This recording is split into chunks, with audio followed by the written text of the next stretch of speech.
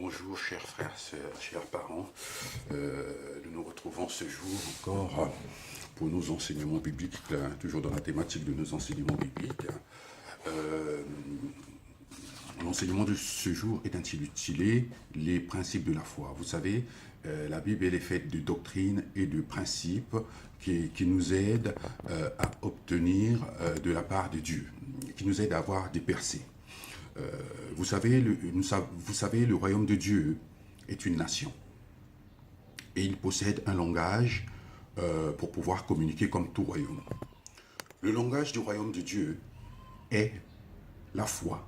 Sans cela, nous serons toujours obligés d'être au plus bas du royaume de Dieu. Et la Bible parle également de plusieurs types d'amour. L'amour philéo, par exemple, qui correspond à l'amour en tant qu'amitié. L'amour storge, qui est un amour d'une personne âgée vers un enfant. Et l'amour eros, qui a trait d'un homme, l'amour, l'attirance qu'un homme peut avoir envers une femme, ou vice-versa. C'est plutôt un amour basé sur le sexe. Les évangiles et les épîtres ont été écrits en grec. Pourquoi? Parce qu'à cette époque, c'est la langue qui dominait.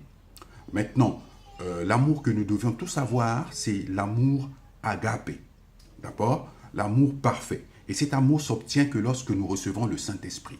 Si nous n'avons pas le Saint-Esprit, nous ne pouvons pas avoir cet amour agapé. Lorsque le Saint-Esprit vient habiter en nous, alors nous héritons de cet amour. Romains 5,5 nous dit quoi? Romains 5,5 nous dit...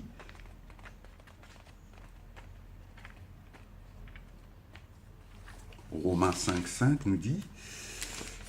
Gloire à Dieu... Or, cette espérance ne trompe pas, parce que l'amour de Dieu est déversé dans notre cœur par le Saint-Esprit qui nous a été donné. Alors, nous comprenons par là que l'amour de Dieu réside en nous que lorsque nous recevons le Saint-Esprit. Un homme ne peut avoir cet amour si le Saint-Esprit n'habite pas